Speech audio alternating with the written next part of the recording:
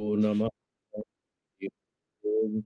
So, we're coming to the close of this whole chapter, and in the verse number 135 and 136, Karye Karanata Yata Karane Nahi Karyata. The effect is always hidden in the cause. The cause is always hidden in the effect. If you pick up a golden chain, gold is there. Very simple point, and he will elaborate it in the next 5, 6 verses. Karanatva tattva gachet. And then you try to graduate by understanding this is Karya and this is the Karana, the gold, and this is the golden necklace. And so from the golden necklace, you graduate to understanding the nature of gold. Tattva gachet Karya bhave vicharataha.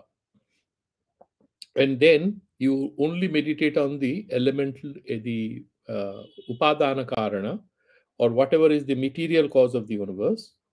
And that is the fundamental point. And there you go there. Atha suddham bhaveda vastu yadvai vaja magocharam. You go to karana because there is no karya. The word karana becomes fruitless. Like a girl has the potential to become a mother, but a girl is not a mother. The girl will become a mother when she gives birth to a child after her marriage. So, similarly, now from a mother with a child, you recognize the woman. Just imagine magically if you can just look at her humanhood without trying to have any tags on her as a mother or a sister or as a daughter. Similarly, this Brahma Chaitanya that all of us are, and then we are draped in names and forms.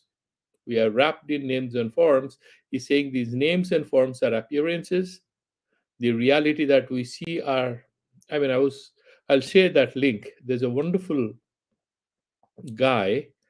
He's called Bernardo Castro, and this guy is a PhD in computer sciences, and then he does a PhD in philosophy, and he's working on consciousness. I had shared one video, but he has, and then he has also he has his own YouTube channel. But he's one of the sharpest brains that I have seen. He's not watched by too many people except those who can actually grasp what he is saying. And what he says is very close to Upanishads. He said that some people accused him that you have stolen ideas from Upanishads and Vedanta. Then he read the Upanishads, and then he was asking in the interview with Sarva Priyananda, I'm amazed as to how Indians so many thousands years back were able to think like this, that there is something called pure consciousness. And he is trying to drive home this point that there is nothing outside of consciousness. And then there is another interview with another Nobel laureate. In fact, I'm forgetting his name, the guy who actually produced the microprocessor. He recently, during this corona period, after deeper meditations, he came out saying that come whatever may and whatever AI you may discover, that's not going to replace the consciousness. AI is machine learning. You train the machine to behave in a certain way, but still the stupidest guy is more intelligent than the smartest computer, in the sense that the guy can do self-reflection. Long back, Karl Marx, much hated character, uh, did say something very interesting. He said, the worst engineer is smarter than the best caterpillar. The caterpillar, it needs this whole thing, the shell. So the caterpillar may be very smart in knitting its net. No match to an engineer. He said the basic difference between an animal, a machine, and a human being is that the human being is a creative species. It thinks, it imagines, it constructs the whole thing in its mind. There's something called consciousness in it. Of course, it didn't go the Vedantic way, but I'm sure that many German philosophers, without knowing anything about the source of their enlightenment, they were definitely, you can put it as corrupted or influenced directly or indirectly by some of the insights of Vedanta which traveled to Germany after many of these books were translated, like Schopenhauer and Hegel. They don't admit it, but they were some or the other influenced by some of these key insights. One of them being that this whole Karya Karana is also, relational reality. You're always presupposing that you are talking about a relation. So a father is a father, so far there's a son. Forget about the son. Then the father doesn't remain a father.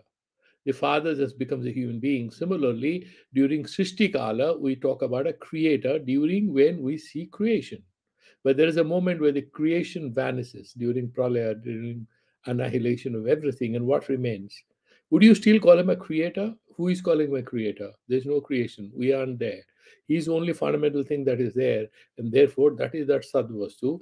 It's beyond cause and effect. He is the cause. When he creates, he becomes the cause. So the causal role of the supramental self, in Sri Aurobindo's language, the causal behavior, the causal role of the Paramatma is both transcendent and immanent, and his causal role is essentially not an eternal role. It's during creation. And then this creation, if we understand, is just an appearance, then what happens to the creator? That is pure consciousness. What about the material world? And some of these great physicists, and I'll share one of these interviews today after the class, he's saying, look here, you're talking about this physical body, but is it a physical body? You are talking about end of the day, you'll go and hit upon the atoms, these atomic structures out of which this whole substance is made, molecular structures and blah, blah, blah. What is the atom made of? Electrons and protons. What is the electron made of? No, it's just a particle. And what is a particle? Particle is not a substance. Particle is a point of some charge, some energy. Photon is a particle. Particle, there is nothing substantive about it. It's just, it is the property which is referred to when we have nothing else to refer to it, we call it a particle. And I was just thinking, how insightful was this guy called Karnada, the father of Vaisheshika philosophy. He is the father figure of material philosophy in India called Vaisheshika Darshana. He says Paramanu is Niravayava. It doesn't have any body. He was actually talking about the particles, not talking about atoms. We know Democritus in Greece, who is the guy who's talking about atoms. But there was this guy a little earlier than that called Karnada. We never heard about him. But he's talking about these particles, which are Niravayava. When they get together, they become visible. Trishtunuk, he's saying at least three atoms or paramanus come together, Trishtunuk form, and then you can see it. The real particle, or what he calls Parama Anu, it's not atom. Paramanu is the finest particle that's available. And he's saying we have to stop somewhere, and therefore I'm using this word Paramanu, because otherwise there is eternal regression. We don't know where to stop. Therefore, using this word, and it's very insightful there. So, just imagine if you have the best microscope on earth with you and you look at a human being, what do you see? You'll see the molecules and then atoms and then particles, and you'll go through the particles. Like the photon travels through the matter because it travels through these particles, whatever space is available, it pierces through that. It's all vacuous. It's very close to Vedanta and the Buddhist philosophy, except that we are talking about still consciousness, and for them, consciousness itself. They are also talking about consciousness, except that we are talking about some permanence about it, something permanent, something nitya about it. So he's saying, Karye karanata yata. Karanata is anugata, it's always embedded in karya. And then karane nahi karyata, but the effect is not visible in the cause. The mother can exist without giving birth to the child. She was there. She was there as a girl. And then the child is born. You call her a mother. But the child cannot be there without presupposing the existence of mother. That's what it is. Karanatva tattva gachat. And then you try to focus on the karanatva, and slowly you realize that there is no relationship, and this karana in itself is not a causal thing. It's just self-sufficient in itself. Gachet karya bhave vicharatah. So you first to go hit upon the karana, the causal form, without thinking about the effects. Then, atha suddham bhaveda vastu yadvai vacha magocharam. Karya karana bhavat, because there is no creator and there is no creation. You're talking about that pure consciousness. Bhaveda vastu yadvai vacha magocharam. And it's not the object of speech or your senses. Drashtavyam mrit ghate neva. So we can see the clay, which is the material cause of the ghata. Brahman is the material cause of samsara, because we are trapped in samsara. We cannot just talk about Brahman stripped bare of everything else around it. That's not easy. Therefore, we start with the Karya Rupa, see that it's embedded, the Karana is embedded in it, the causal thing is embedded in it. Then we focus only on the cause. Then we try to remove the clutter called samsara. What remains is pure consciousness. Drishtantena punaha punah, hard to believe it. Therefore, we have to practice it again and again and do manana, chintana, and this satsanga that we're doing.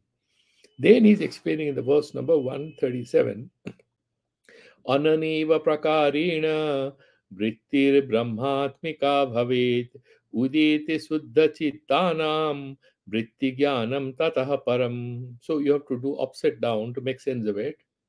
Anena eva prakarena, by meditating like this, doing vichara like this. How this vichara, the introduction to the verse number 37 is very interesting. न केवलम अयम विचारो ज्ञान साधनम एव अपितु ध्यान साधनम अपि इति आह. There is one thing called as jnana, that you want to have atma jnana. One is dhyana, nididhyasana. He's saying doing this vichara, you will get final thing. You will get that atma jnana, but before that, it also helps. This vichara helps you to be meditative, to do the contemplation on that ultimate truth. Anena eva prakarena, through this process of vichara, analysis, thinking, contemplation, suddha chittanam vritti jnanam udeti. The bottom one we have to read first. That is why the anyaya is given. Anena eva prakarena suddha chittanam vritti jnanam udeti. Suddha chittanam. So what is this guy? He is having suddha antakarana, samadhi satka sampatti sampannaha, and viveka vairagya samadhi satka sampatti mumukhitva. So he's sadhana chatushtya sampannaha. He has perfected all that. Coursework he has done. His mind is very pure. He is no more cluttered by the sansara. That kind of a suddha chitta, vritti jnanam udeti. What is that vritti jnana? He is meditating on Brahman. Therefore, he has some vision of the Brahman. Remember, there is still duality. He is there, and then he is having this vision of Brahman. He has read it in the newspapers, he has read it in the book, he has read it in Bhagavad Gita, he has read it in the Upanishads, meditates on it. He is not yet there, but he has a very clear vision of it. So there is a visionary, there is a vision, and there is a process. So duality is there. So that is not that Advaya state. He's still slowly progressing. That is what is mentioned here. And he say, then what happens? Tataha param, then after that, vrittihi brahmatikmika bhavet. That brahmakara vritti. First, you are thinking about Brahman. Okay? So there is vritti and there is Brahman. There is some duality there. Then this vritti will become brahmatmika. The vritti will lose its identity. Is dissolved in the Brahman. That is what again and again in Vedanta we say, dhyatri dhyane parityajya kramad dheika gocharaha. Dhyatri, dhyata, dhyana, process of meditation, meditator. Parityajya, you forsake it, renounce it, drop it off. Kramat, slowly through meditation. Dheya eka gocharaha. Gochara is Vishaya. What is the objective of meditation? That alone remains, nothing else is there. Then he's saying, Nivada Divavat Chittam, and then meditate. The mind is like a lamp without the disturbances caused by movement of air. And then what happens? Then he's saying, Samadhi avidhiyate. That is called Samadhi. That is the Vedantic Raja Yoga. That is not the Patanjali Raja Yoga, because their Raja Yoga is Niravalambana, Chittavritti Nirodha. For us, meditation of Brahman leads to Sakaratmaka Samadhi and liberation. This Nirodha Samadhi can give you bliss for a few hours, and you may come back and have deep vairagya to samsara, but according to our orthodoxy, our parampara, you need to have that Upanishad Mahavakya and meditate on it to get ultimate release from here. Otherwise, you are still kind of stuck somewhere. That is what he's trying to say.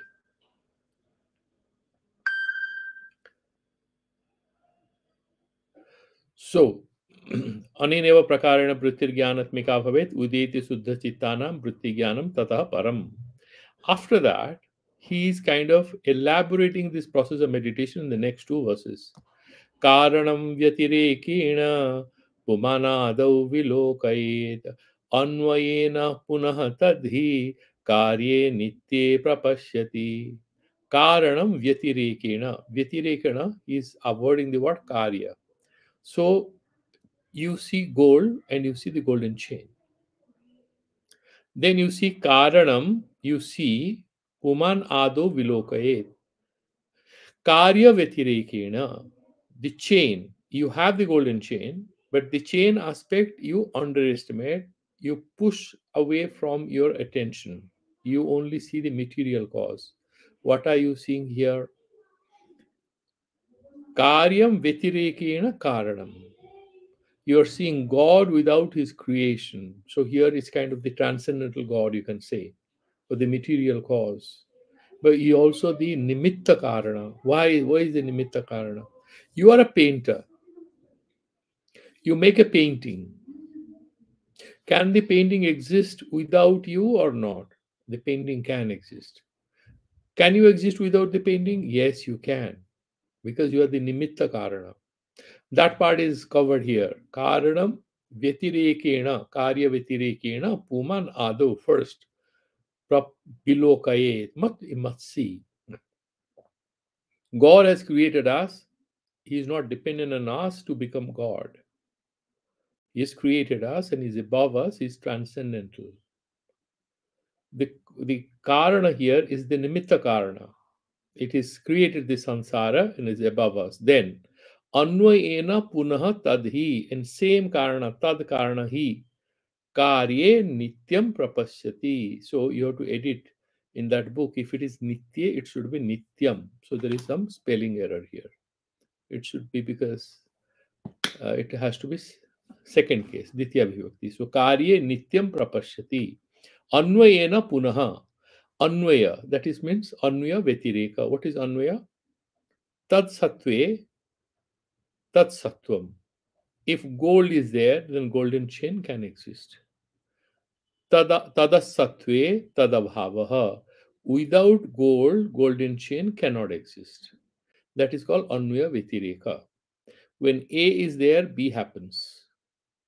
But B can happen because of some other factors. Then there is not pure concomitance. So without A, B cannot happen. A is there, B happens. But B can happen if C is there. Then A cannot take sole responsibility and sole credit for B's presence. So A is there, B happens.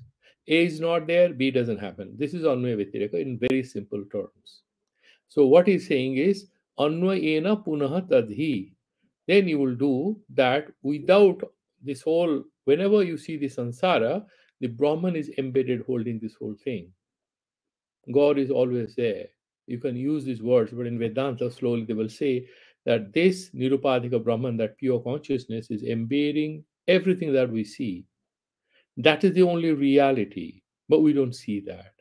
We only see what is an aberration in a philosophical sense. In the sense, it's an inverted projection of a reality is far subtler. It's like we see a material thing and then you go on breaking it into, you go till the atom and then you go further and further. What do you see? Do you see the flower? No, you won't see anything. You only know that particles exist, and beyond that, what? Nothing. You can't even capture anything. The name and form and everything go away. It all happens because of the way and from where we are perceiving it. The perception is critical to it. Our consciousness is critical to it. Therefore, anvayena punha tadhi, this is immanence, that God is permeating everything. Tadhi karye nityam. Karya is anitya, remember. Anything which is a work, anything which is a product has an expiry date, including us, our thoughts, our actions. So he's saying karya nityam. Nityam means Brahman. Karya nityam prapashyati. That nitya vastu is embedded in everything that is anitya and ephemeral and transient. Okay, done? Now we'll go to the next one. Then, how to further meditate on that thing? He's saying in the next verse, Karyehi karanam pashet, passat karyam visarjayet, karanatvam tato gachet, avasishtam bhavet munihi. That is the verse number 138. You can link it with verse number 135. It's a restatement of the same verse with different words, if you look at it carefully. Karyehi karanam pashet. Whenever, now this is Anvaya. Whenever you see samsara, whenever you anything, you look at what is the root cause of it. That is Brahman, which is supporting it. Karya hi karanam pashyet. Paschat karyam visarjay. Then lose your attention. Try to move it away from your front. Don't look at it. Only focus on the Brahman. Karya Karana Sambandha you do first. Then you go to the Karana and remove the Karya. Only Karana remains. See only gold. See only God. And then what? Karanatva tato gachet. Without Karya, Karanatvam is superfluous. If you are saying something is cause, that means there is some effect. You are removing the effect. Then you are looking at it. Then it's not cause anymore. You are just looking at gold. You cannot say gold which is going to be used to prepare a necklace. No, you don't know what's going to be prepared. It's just gold. It's not a cause of anything. First, you look at the chain, recognize gold, then see pure gold. That is the Brahman. Karanatvam tattva then the causal aspect of also drops off your consciousness. Our system, what remains? That is Suddha Chaitya. Our system, that Suddha Chaitanya, Bhavet Munihi. That Thaw becomes now Bhaven Munihi means Bhavet Munihi. That Mananat Munihi, the guy who is deeply dedicated to Nididhyasanam or meditation, through this vichara or analysis, is able to reach that stage where he is established in the Brahman. So he said, what? First you have Vritti Jnanam, then your Vritti will become Brahmatmika. The Vritti will not remain Vritti anymore because then there will be Vritti and Brahman, duality. The Vritti will become Brahmatmika. There is only Brahman. Brahmavid Brahmaiva Bhavati. Doesn't mean that we will have horns or anything, or eyes will become brown or blue or anything, will become 20 feet or something. No. There's no change in the physical or the mental form. We'll have our inferiorities or superiorities, our strengths and weaknesses in the human form, except that there'll be one supernatural aspect to our existence, which is a completely changed consciousness, which is established in the perennial truth. That is what he's trying to say. Then, one doubt might come into your mind. I'm not going further, there is a bit of commentary on it. But the second one is, so he's saying, Evam Karya Varjane Satya Karanatvam Swatah Gachet, Evam Karya Karana Varjane, cause effect relationship. When you drop that, our system, what remains finally is Satchin Matram, Satchidananda, Satchin Matram, Munihi Mananashilaha, Swameva Bhave. Then you will become that Brahman. You're thinking about Brahman, and ultimately you'll become the Brahman, he's saying. But somebody might say that, okay, so you have Aparoksha Jnana, well and good. Well, what about somebody who hasn't got that Aparoksha Jnana? He just read books like us. He's Aparoksha Jnana, indirect knowledge about the Brahman. Is that possible then for him? Any chance for him?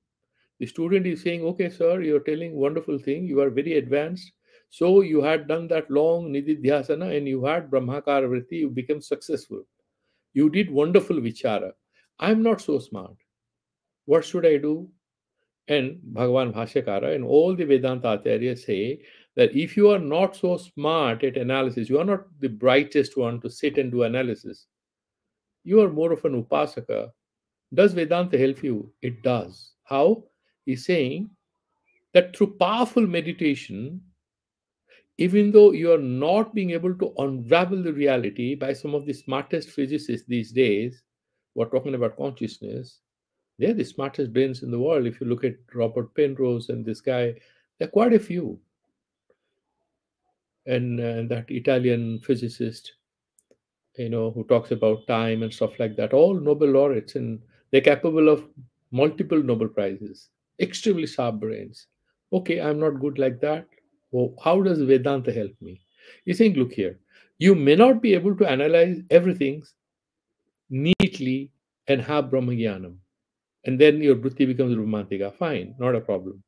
Is it possible that you deeply meditate on that Brahman even though you do not know all about the details?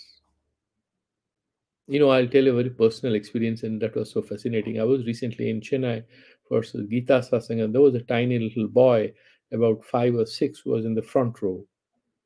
And he used to be keenly listening to me, and he used to complain to the mother, why did it get over so quickly, where others were disturbing each other, not interested in it. I don't know what the little boy understood. I called him after the talk because the mother said, He said, "Why did this speech end so quickly?" I talked to the mom. I said, "Okay, I want to talk to your son." I asked him, "What did you understand?" This little boy says, "I understood what you say in the end." I said, "What did I say in the end?" He said, "You said Om Shanti, Shanti, Shanti." And that's what I understood. I don't know whether he understood what he meant, but what he said was very profound. He said that this conclusion of Vedanta is ultimately what? To reach that state of equanimity. Whether that little boy understood it or not, it profoundly influenced me. And that is what is now captured in the verse number 140, that even though we may not be in a position to do these detailed analysis and reach the Brahman, through upasana, through continuous meditation on that Brahman Tattva, there is quite a strong chance that the consciousness that we have undergoes transformation, which is very, very encouraging, because most of us may not be the smartest on earth, but all of us have the option to meditate on it. So that is what they say, even upasana. So Aham Brahmasmi, you may not understand the details on all the logical analysis the Vedantic scholars do. Still, if you meditate on that, in course of time, your consciousness, your behavior will slowly change without any exception. That's what is mentioned in the verse number 140, which is very, very encouraging. He says, Bhavitam tibra vegena yadvastu nischayatmana pumang stadhi bhavet sigram Jayam Bhramara. He said, "Don't you worry, my boy. Bhavitam Tibra Vegena, with very fast pace, with strong concentration. Tibrataya, Ekagrateya. When we meditate on something, Yadavastu Nishchayatmana, not with Sandeha, Sangsaya, Viparja, Asambhavana, Viparja, no. You are bold, you're clear, you're committed, and you're completely having faith in the Upanishad Vakya. It's not about any individual gurus, reject all them. This is what is written by these munis and these visionaries who had insights, and they have written this.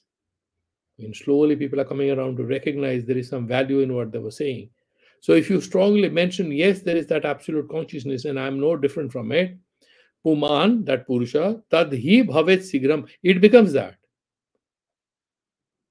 Jayam, it becomes what is Jnana, that Brahma thing, it becomes that, and you should know it. How does that happen? He's saying Brahmara Kitavat.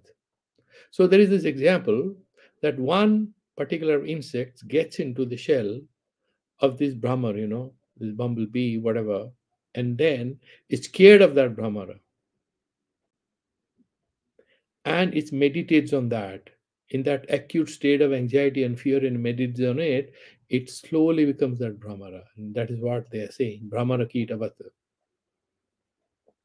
So this commentary is a little longer, but I'll quickly read it. We have half an hour, so we'll be able to do the remaining 4 verses after this. So let's look at it. This is very powerful.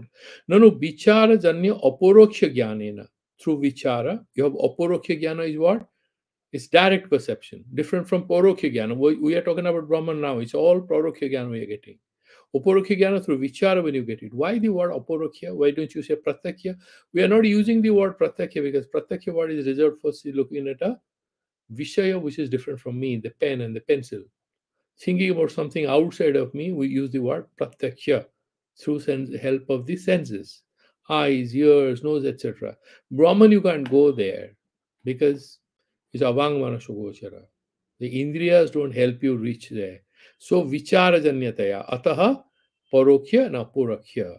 So that is why you use this word aporokhya, which is not pratyakya, it's aporokhya jnana through deeper analysis and meditation. And then it's different from pratyakya. We use the word sakyatkara, but it's not indrajanya pratyakya. And therefore he's saying, vicharajanya aporoksha jnanena, through sakyatkarana munehe brahmatvam bhavatu nama, let it happen. You might get brahmatva, but what about parantu paroksha jnaninaha, like us, we are studying texts. Katham bhavet iti asankya, how does that happen? Keeping that doubt in mind. Tibra bhavanaya, the teacher says, through forceful, powerful, committed, sustained meditation in it. Upasana, bhavanaya, paroksha jnaninaha api. Those who are having tattva darsana through paroksha jnana, they listen to a satsang, they have read the book, they can also brahmatvam bhavet. They, in their case, also Brahmatva Prapti is possible. Sadrishtantamaha. So he's giving this example. What is the example? Ayam bhavaha. He's summarizing. Yadyapi paroksha jnanena pramatragata avarana nibritto satyam api. There are two avaranas. So there is, I'm looking at this pen. Somebody has tied my eyes. There is a blinder. I'm wearing this, okay? What I wear at night when I'm sleeping. Can I see this? I can't see it. Somebody is holding with his hands my eyes. This is avarana. I'm the pramata, the knower. My mind is blocked. I can't see. My eyes are blocked. And there's something where this is blocked. So I can see this because this is blocked. This is Visaya avarana. This is Pramatri avarana. Pramatrigata avarana nimrutum satyamapi parokya jnanena. I read, therefore, whatever delusions I have in my mind, I remove it. Prameya gata avaranam navanivartate. What is Brahma? It still remains covered because I don't know, I haven't seen it. I have clarified my mind through reading books. So what? I read about Badrinath, but I haven't been there. You read about Antarctica, you haven't been there. Do you know what happens there in the South Pole or the North Pole? You only read about it because of climate change. This has happened, this avalanche has broken into pieces. That's fine, but we haven't been there. Only those climate activists or scientists who are going there, they have a direct understanding of it. Similarly, prameyagata avaranam na nivartate tathapi. Nishchayatmana nishchaya yukti buddhimata purushena. When you have nishchaya yukta buddhimata, so his intellect, his vichara, is having that conviction because he has faith in the words of the Guru and the Shastra. Purushena yad vastu. What is that vastu? What is the vastu is meditating on? Sachidanandam Brahma. Meditating on that. Tivra vegena aharnisham. Without satatam yoga yuktatma. Without any interruption. He constantly meditates on it. Brahmakara vritya bhavitam. Chintitam. Bhavitam means chintitam. Constantly meditates on it. Tadavastu. That particular thing. That Atma. That Brahma vastu. Jneyam aparokshena jnatum yogyam brahma sigra achirena puman bhave. Finally, that Brahma jnana, he gets it. It'll take some time, that's fine, but because of his powerful conviction, all his ignorance will drop off. That's what he's saying. Pratyak abhinna Brahma bhavanaya. When you meditate on the Brahman that I'm no different, I'm not a human being, body is going to fall, I'm becoming older, I'm not smart enough, so what? My pure consciousness is no different from Brahman consciousness. That's what I've read, and let me focus on that ultimate truth. And that is the end of all my delusions, all my complexes, my anger, my love, my attachment, my detachment, whatever, all become futile. Purusha Brahma Rupa Bhavati Ityartha. He iti Vidvat Prasiddho. He sabda, because this is stated by the wisest of the wise. Tatra Sarvaloka Prasiddham Drishtantamaha. Everybody knows Brahmara Kita, but Brahmarena Kutasit Anya Jivan Eva सो कोट्यां प्रविशतो य कीटः स यथा भयात् भ्रमर ध्यानेन भ्रमर एव भवति तद्वदिति. By mistake it enters into the place where the bhavar, those powerful bees, they can sting you and you'll die. I mean, not die, but you'll have acute pain, but many small other insects can die because of the sting. So it by mistake enters into that particular thing that he has made, that home, and gets into that hole, and then it thinks so powerfully about that Brahmara that slowly it looks like the Brahmara. It changes, the appearance changes. That is how it's becoming. It changes, and that insect becomes that powerful bee. Then he's saying, Yadi Purva Sloka Drishtante Bhavana Balad Eva Anyasya Anyatvam Bhave Tari Brahma Vivartatvena Brahma Rupasya Vishwasya Brahma Bhavanaya Tadrupata Bhavet Itu Kimu Bhaktyabhyam Iti Asayana Sarvatma Bhavanam Aha.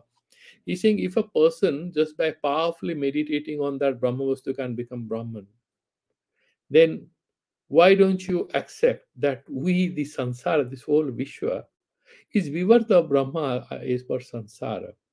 If one Anyasya Anyatvam, one Kita can become Brahmara, that become powerful bee. A cat can become the lion through meditation, if it's possible. That a cat or a wild cat can become a tiger just by powerful meditation. We are actually an inverted projection of the Brahman. That Kita can become Brahmara, the cat can become a lion. We are actually the product of Brahman, inverted projection. Why can't we return to that original consciousness? Why can't we become Brahman? That is what he's saying. Kimu Vaktavyam, what to say? We can definitely be. That is our Swarupa. We can return there. Therefore, it's a beautiful verse 141. He's saying, Adrishyam bhavarupam cha sarvam eva chidatmakam savadhanataya nityam swatmanam bhavayet buddha. Adrishyam bhavarupam cha, bhavarupam, whatever exists, and that adrishya is that Brahman, and that is the ultimate bhavarupa. Sarvam eva chidatmakam, whatever is avivyakta, vyakrita, visible, vidyamana, both are vidyamana. The atoms and particles, and there are so many subatomic particles, they exist. Do you see them? No. Only the scientists do with the help of sophisticated instruments. So adrishyam bhava rupam. So whatever you cannot see and whatever you can see, whatever are existing, sarvam eva chidatmakam, like akasha, like air, you cannot see. And the other rupa, rasa, and gandha. The fire, water, and earth, these materials you can see. Air and sky, you can't see air and ether. But they are all chidatmakam, they are pure consciousness. Savadhana taya nityam. And then with a lot of intelligence and diligence, swatmanam bhavayet buddha.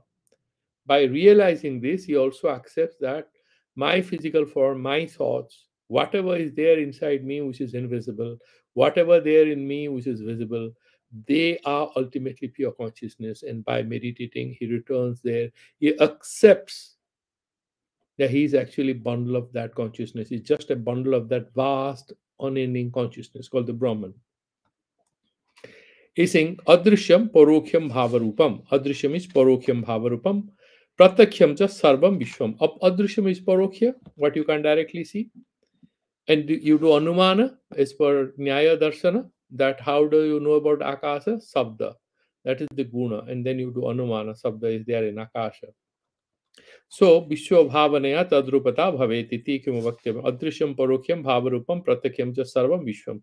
Yadva Adrishyam Drashturupam, whatever is visible, Bhavarupam Drishyam.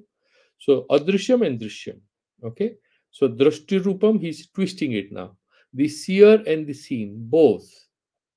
The Jivatma and whole Sansara around him, both are Chidatmakam. Chakarat darshanam. Etas sarvam triputyatmakam. So, knower, knowing, and known. You can always divide this whole processes everywhere. Jagat vrantya atma bhinnatvena bhasamanamapi. Because the knower and the known and the knowing, we break them into three parts. But that's because of a mistake, error, because we can't go beyond it, but ultimately everything is consciousness. Chidatmakam. Therefore, in Vedanta, they say Pramatri Chaitanyam, Pramana Chaitanyam, Vishaya Chaitanyam. Everything is Chaitanyam only. Is that power, that is bundle of, that's a packet of energy, which is appearing as Vishaya, as the known, object of knowledge. Knowing is called Pramana Chaitanyam. Pramakaranam Pramanam. The ways of knowing, that is also pure consciousness. The node is also pure consciousness.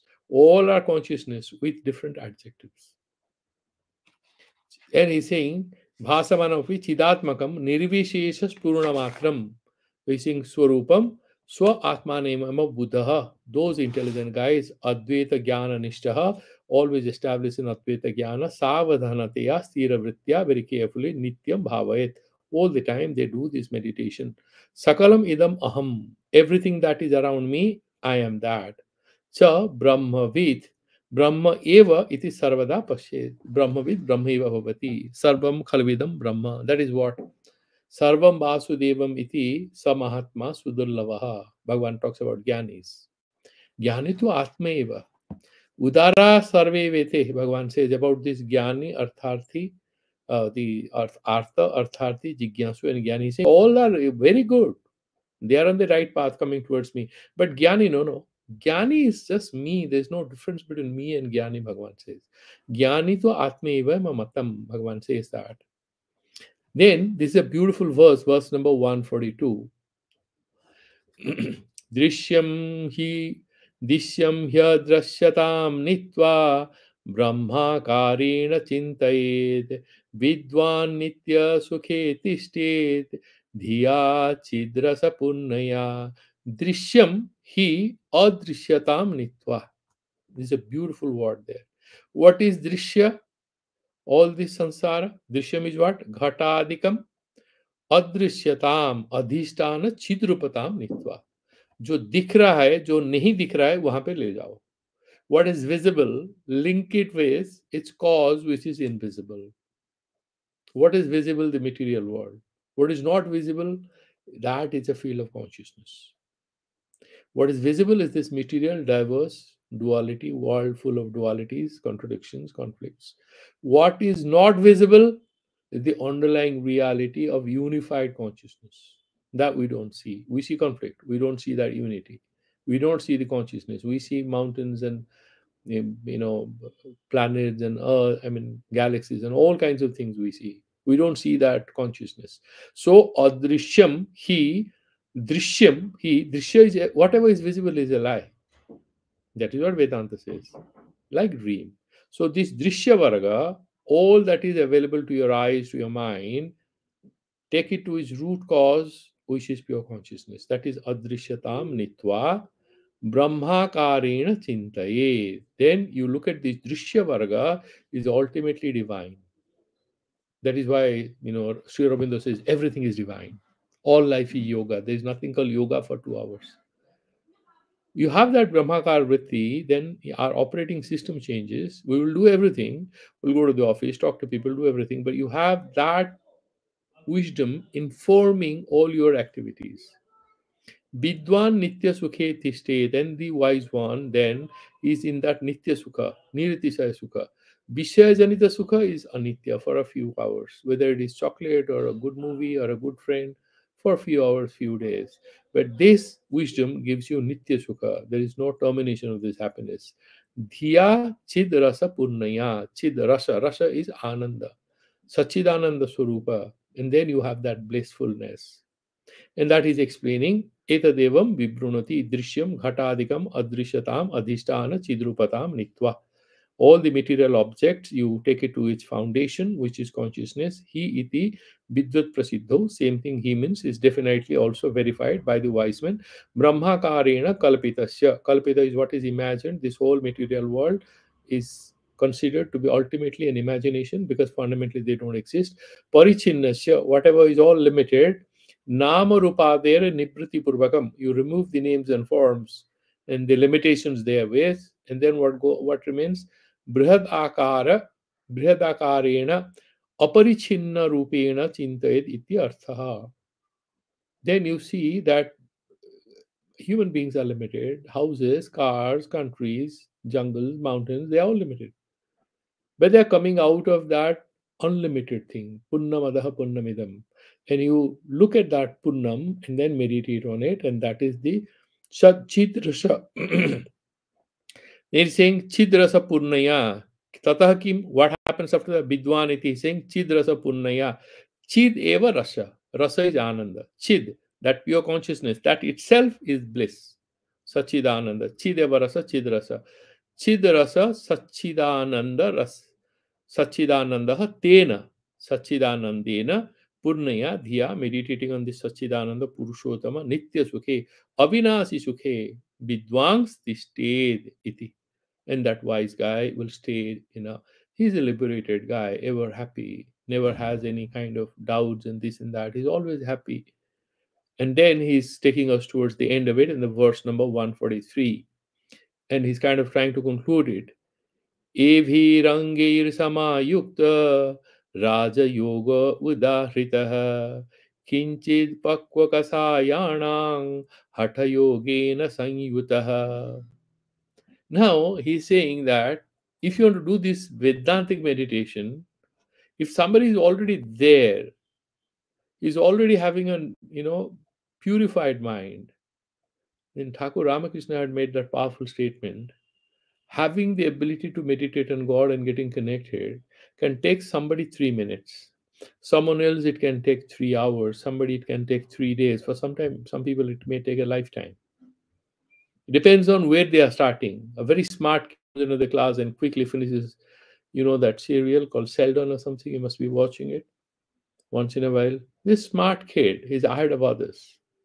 So depends on if somebody has that pure mind.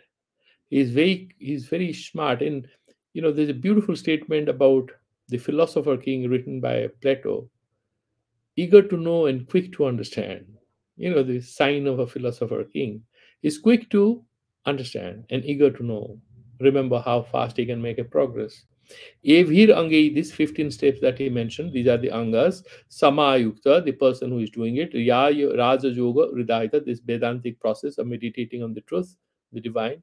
Kinchit Pakwa Kasayanam. And then, if there are people, Kasaya is that Purva Raga, the sanskaras that you have, as a result of which that's kind of a backward drag all the time, pulling you behind. If there are these kind of negative energies, then you have to do a bit of Patanjali Raja Yoga. So then quickly you can reach. Otherwise, you have to do Ashtanga Yoga, Pranayama, Asanadi. You can do some, Chandrayana Pratha, or whatever steps. Our tradition is, we have, as Thakur Ramakrishna says, all four methods. It's not only Jnana Yoga. That is what Shankaracharya keeps harping on. But Thakur says Bhakti Yoga and Karma Yoga and Raja Yoga and Jnana Yoga. All of them are mutually sort of helpful. And you cannot say that one is superior to others, even though Jnana Yoga is the ultimate thing. But then somebody who is purely, sort of disposed to a method of devotional connection with the divine, they quickly reach there. Because Bhagwan Shankaracharya also mentioned about power of meditation, power of upasana. So all of them are helpful. But if a person is having a very sharp mind, he will quickly be able to practice these 15 steps and reach the ultimate destination. Others will have to also take the help of Patanjali Yoga Sutras. That is what he mentioned. Looking at the commentary, what he mentioned, Idani Muktam Swa Abhimata Yogam Upasangarit is concluding what is this Vedantic Raja Yoga, Evihi iti किंचित स्वल्पम पक्वाः दग्धाः कषायाः रागादयोः देशां तेषां हठयोगेन Patanjala उक्तेन. If some people are not very matured, partly matured, then you have to use some, what they use some acid, right? And they put it, citric acid or some acid, they'll put it, and then quickly it ripens. And then what say, pakwaha dagdhaha kasayaha, carbide, yeah, they put it, and then the fruit ripens very fast. Kasayaha ragadeha yesam tesam hatha yogena patanjalo uktena prasiddhena astanga yogena sanyuta ayam vedantoktam yogam iti. So you will do a bit of pranayama and all that, manana and all that, then you will come here to do the Vedantic meditation. Then he's concluding in the verse number 144. परिपक्वं मनो येषां केवलोऽयं च सिद्धिदः गुरुदैवतभक्तानां सर्वेषां सुलभो जवात्.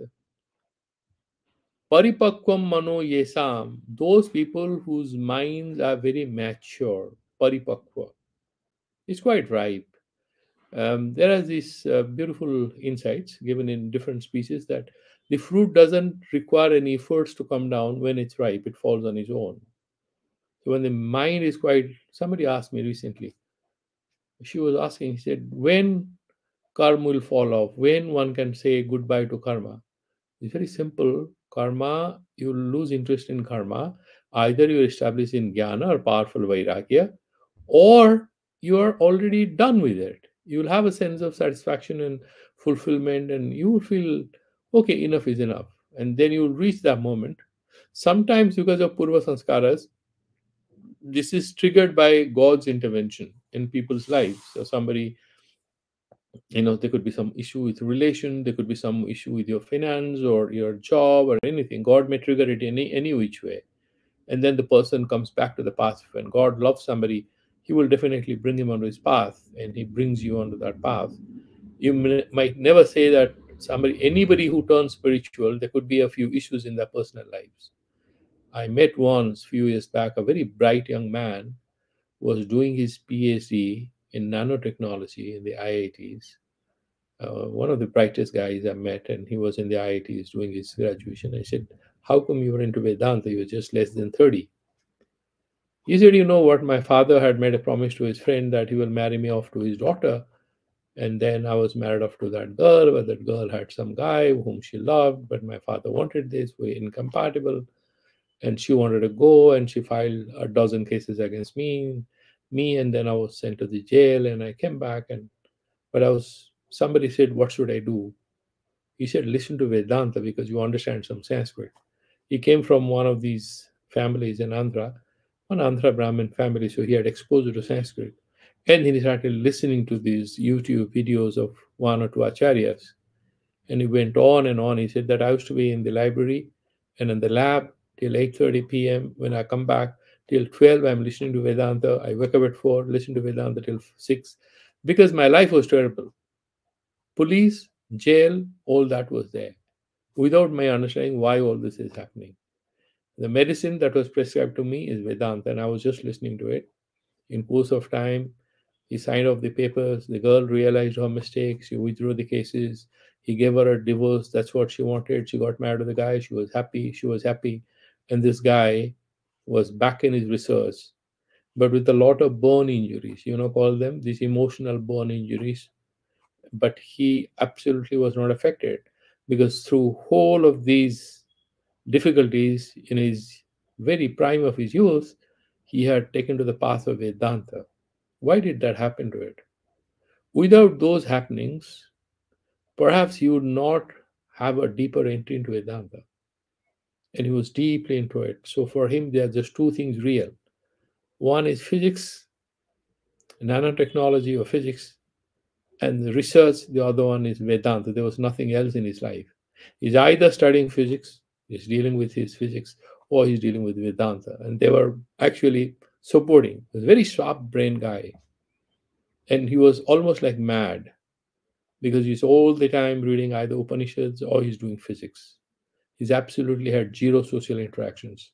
You might reject him as an invalid, except that all guys who actually have a longer journey, either as a scientist or as a technocrat or as an entrepreneur, they don't have a very normal, happy-go-lucky type, because these things are not possible. So he's saying, Paripakva mano yesam kevala ayam cha siddhidaha. He can just do this Vedantic meditation, 15 steps that I mentioned. He doesn't have to go to the Patanjala Yoga Sutras. And how does that happen? Guru Daivata Bhaktanam Sarvesam Sulubho Java. This is very difficult for a guy who still has a lot of sanskaras and there is a drag on his progress. But those who are committed to their gurus, their acharyas, and God. So once he has that dedication, because of their anugraha, Ishwara Prasadat Vedanta Agraha, because of their blessing and grace, it's very easy for them. Sarvesham Sulabho Javat. It's very easy for them.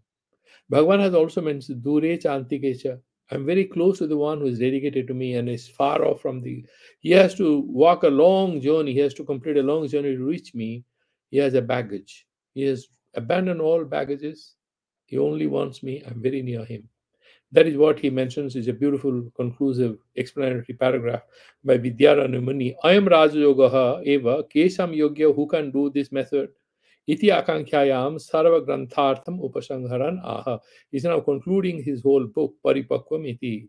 Yesa manaha paripakvam, the guy whose mind is mature. Ragadi malarahitam iti yavat. That means he is not anymore tortured, troubled by this raga dvesha, all these malas, impurities. Then what happens? Tesam iti adhyaharaha. For them, tesam, then his word, Purusha Dhurandharanam, those people who are very excellent, skilled people, very sharp brain, Kevalaha, Patanjala Abhimata Yoga Nirapekyaha. They don't have to depend on the Patanjala Yoga Sutras. Ayam Vedanta Avhita Yogaha Siddhidaha. For them, Siddhi can be attained only through Vedantic meditation. Pratyak Avinna Brahma Aparoksha Jnana Dvara Swaswarupa Avasthana Lakshana Mukti Pradaha. So, by only reading the Upanishad and meditating on the Brahman, they can get liberation. Chakara Avadharanarthe, he's mentioned that Cha. Kevalam ayam cha siddhidaha. This itself can give. So avadhana means nishchayartham. Na anyesham, not for others. Api antaranga sadhanam aha.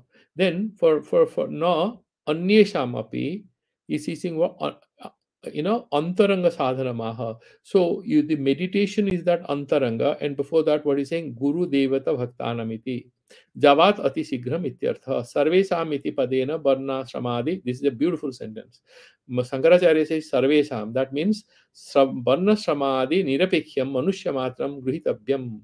Vidvyaranya Muni was a great devotee. He was also a minister, socially very liberal. Sankaracharya says Sarvesham. So he's not talking about Brahmins or Kshatriyas or Muslims or Hindus. Anybody who is committed to this great idea of meditating on that supreme consciousness is going to get liberated. Very, very inclusive. Ata eva guru devata bhaktehe antarangatvam.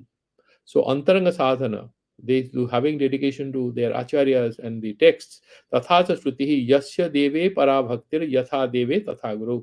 The guy who has this devotion to God, and that devotion to God is equally matched by his devotion to his acharya, to his guru. Tasyete kathita yarthaha prakasante mahatmanaha. And God sort of helps him understand all the secrets that are mentioned in the text. Smritayasya tadvidhi pranipratena Prasnena Sevaya, and Bhagavad Gita, Bhagavan says, Shraddhavan Lavati Jnanam Ityadyaha, the guy who has having Shraddha. Ayam Bhavaha, he's not concluding this whole book. Paripakvam Manasam Api, Dussadhyani Sadhanani. So even though you're mature, you can have a few obstructions. He has mentioned about those four beginners earlier. So you can have a Dussadhya because some difficulties, Guru Daivata Bhaktanam. But if a person has done Upasana, is dedicated to his Parampara and his God, Susadhyani Bhavanti, it becomes easy for him to achieve. Hetoho Guru Devata Bhajanam Eva.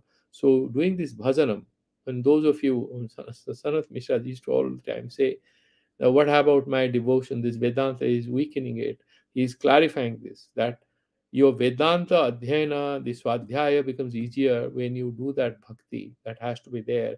Hetoho Guru Devata Bhajanam Eva Swadharma avirodhena sarvaihi karyamiti paramam mangalam. So absolutely it doesn't violate your swadharma, whether you are a grihastha or a brahmachari or whatever, and you can do this Ishwar Upasana, and that's how finally we have concluded exactly on time, and then we'll see what is the next book that we will do. And thanks for continuing with this whole thing. Any questions? Because today is the last thing. Any questions? I'd like to entertain one or two. Any of you?